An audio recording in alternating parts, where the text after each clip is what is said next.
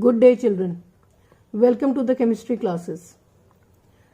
During our extra classes, we had started with the lesson 3, acid, bases and salts, out of which acids and bases were already covered. So today we are going to begin with the salts. The first thing is, what exactly are salts? I think everybody knows that salts are the chemical compounds which are made by the neutralization of an acid with a base. So the first way in which salts can be defined is neutralization. For example, if HCl reacts with NaOH, it will form NaCl and H2O. Now NaCl is a salt which is formed by the complete neutralization of HCl and NaOH. The hydroxy of the base and the hydrogen of the acid combine together and they form water.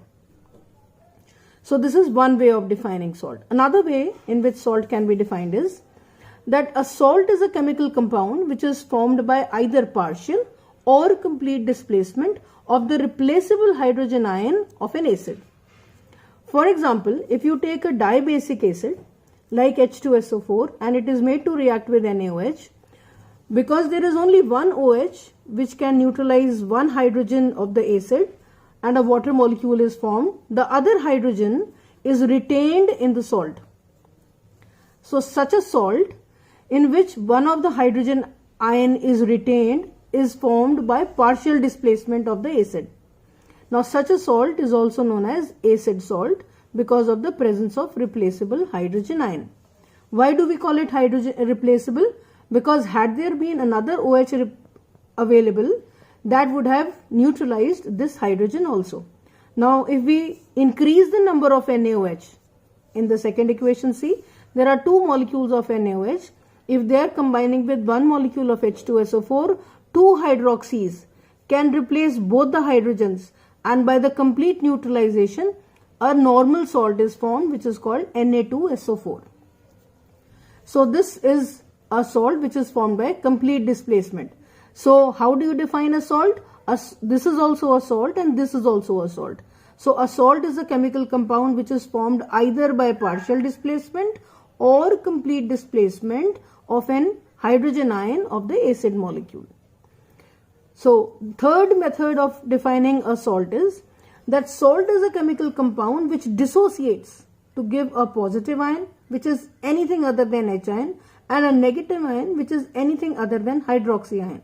For example, when NaCl dissociates, it forms sodium ion and chloride ion. So the positive ion is anything other than H ion and chloride ion is anything other than hydroxy ion. So this is another way in which salt can be defined. Now that everybody knows what salts are, let's see how the salts can be classified. Classification of salts. Salts can be classified as either a normal salt or a acid salt or a basic salt or a double salt or a mixed salt or a complex salt. So this is how the salts can be classified. Now one by one we will study about each one of them. What is a normal salt? I just told you earlier that normal salt is the one which is formed by complete displacement of replaceable hydrogen ion. For example, sodium sulfate which does not have any hydrogen ion, sodium sulfate, sodium nitrate, chloride. This is sodium acetate. This is sodium acetate. Now this one is also a normal salt because it does not have any replaceable hydrogen ion.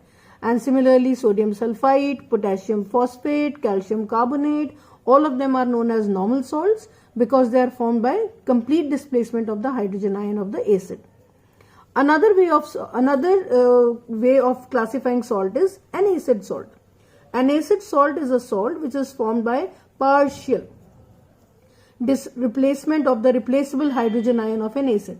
For example, if one of the hydrogen ion is retained in the salt, as I told you earlier, for example, sodium hydrogen carbonate, potassium hydrogen sulfite, sodium hydrogen sulfate or sodium dihydrogen phosphate or disodium hydrogen phosphate. All of them have a replaceable hydrogen ion present in them. Why do we call them replaceable? Because as soon as a hydroxy ion will be available, this hydrogen will be lost from the salt. That is why, because of the presence of hydrogen ion, they are all known as acid salts. The third type of salts are basic salts. Basic salts are the ones which retain the hydroxy ion of the base. That means the base is not completely neutralized by an acid. It is formed by the partial replacement of hydroxyl ion of a diacidic or a triacidic base. For example, copper hydroxide is a diacidic base. If it reacts with nitric acid, it will retain one of the hydroxy ions. For example, copper hydroxide, if reacts with HNO3, this hydrogen will displace only one hydroxy and it will form one molecule of water. What happens to the other hydroxy? It is retained by the salt. So copper hydroxy nitrate. So this salt, because it contains the hydroxy radical, is known as a basic salt. So copper hydroxy nitrate, copper hydroxy chloride, lead hydroxy nitrate are the examples of basic salt. Now, what are the general properties of salts? Salts are non-volatile, electrovalent. They have a high melting point and boiling point. Now, talking about their solubility, the salts may either be soluble or insoluble in water. Solubility happens to be one of the very, very important properties of the salts, because based upon solubility, we will study further the different methods which are used to prepare salts. So this table, there is a table given on page number 3.13 of the solubility of the salts. I'll advise all of you to learn that table by heart. Now, water of crystallization. There are certain salts which always exist with the molecules of water. For example, copper sulfate 5H2O.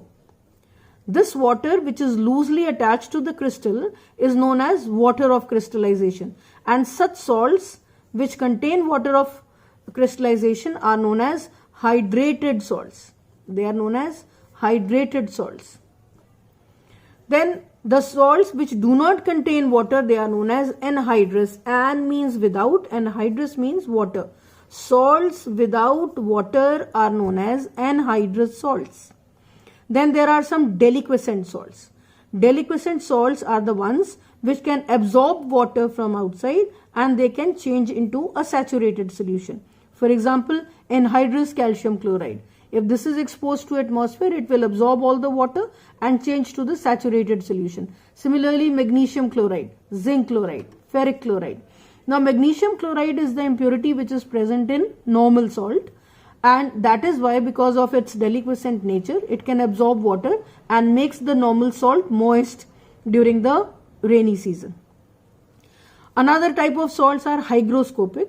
Hygroscopic are the same as deliquescent. They can also absorb water from the atmosphere, but they do not change into a saturated solution. That is why they are also used as drying agents. For example, calcium oxide is an example of hygroscopic salt. Then there are efflorescent salt.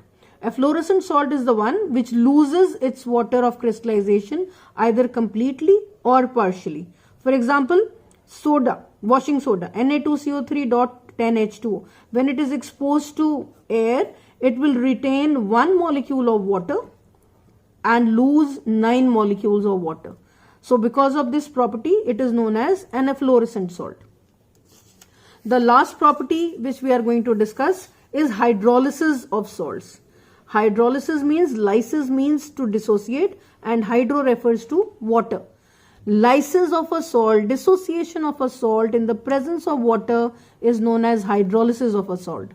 Hydrolysis of a salt takes place only in those salts which are made up of either a weak acid and a strong base, or a strong acid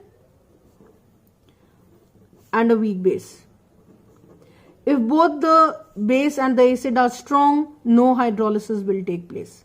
We'll take an example of ammonium chloride. On dissociation, it will form ammonium hydroxide and HCl. Out of these two, this one is a weak base while this one is a strong acid. Now through this salt, if you add a litmus solution, a neutral litmus solution, which is purple in color, because of the strong nature of the acid, the color of the paper will change to red. Whereas sodium carbonate on dissociation will form sodium hydroxide and carbonic acid, out of which this is a weak acid, while this is a strong base. To this, if a litmus paper, neutral litmus paper is added, the color will change to blue because of the strong nature of the base.